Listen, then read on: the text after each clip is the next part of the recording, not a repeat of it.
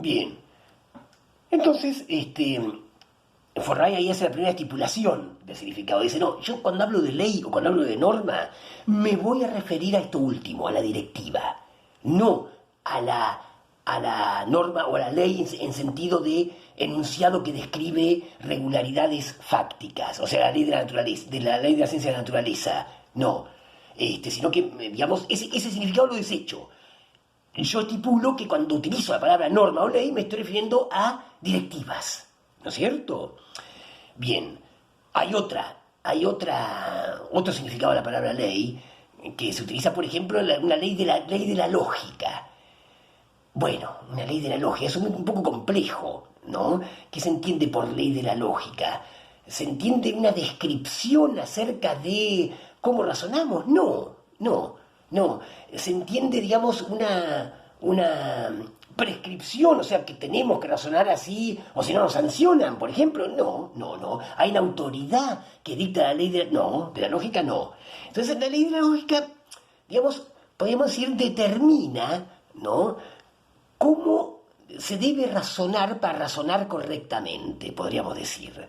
Ya vamos a volver a eso, pero vamos a volver a eso a partir de otro ejemplo que son las reglas de un juego, que me parece un ejemplo mucho más claro para entenderlo, ¿no? Bien, entonces, eso sí, la ley de la lógica sí me quedo con esa. ¿No? Ahora vamos a ver de qué se trata. Y me quedo con la ley del Estado, pues las dos son directivas, son distintas directivas, son distintas normas, pero las dos son directivas. Me quedo con esas dos.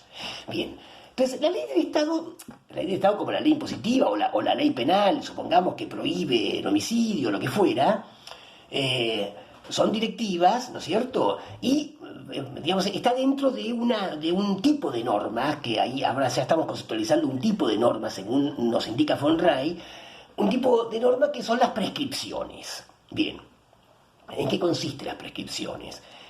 Bueno, básicamente para que haya una prescripción tiene que haber una autoridad, tiene que haber un contexto en que la dicte una autoridad, ¿no?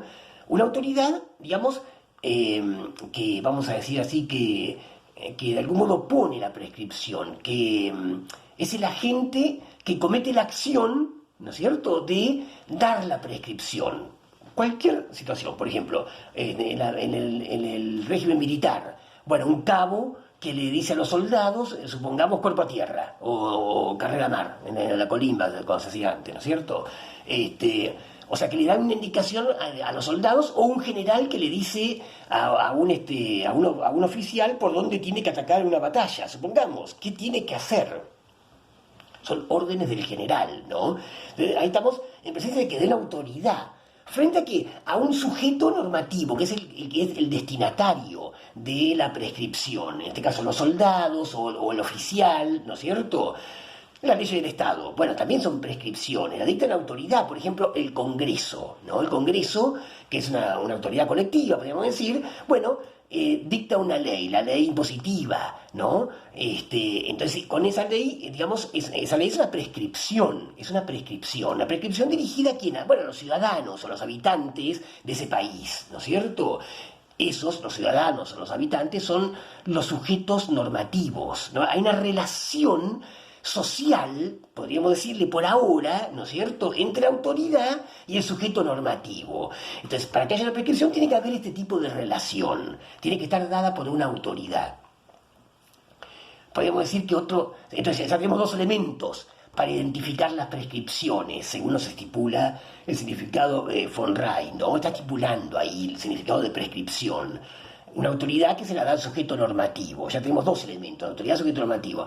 También, digamos, hay otro elemento que es constitutivo de la prescripción, que es que esa prescripción sea comunicada. Obviamente, si el cabo no le dice a los soldados cuerpo a tierra, no existe la prescripción de tirarse cuerpo a tierra, ¿no es cierto? Si el Congreso no sanciona la ley impositiva, bueno, no hay obligación de pagar los impuestos, o la ley penal, bueno, no hay un delito tipificado por el Código Penal. O sea, quiero decir, no hay una prescripción.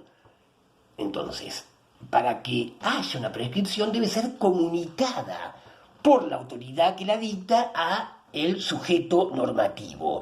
Comunicada, claro, obviamente, ¿A través de qué? De un código, de un lenguaje, que puede ser lenguaje oral, el lenguaje escrito, o puede ser un tipo de lenguaje, ¿no es cierto? Bien.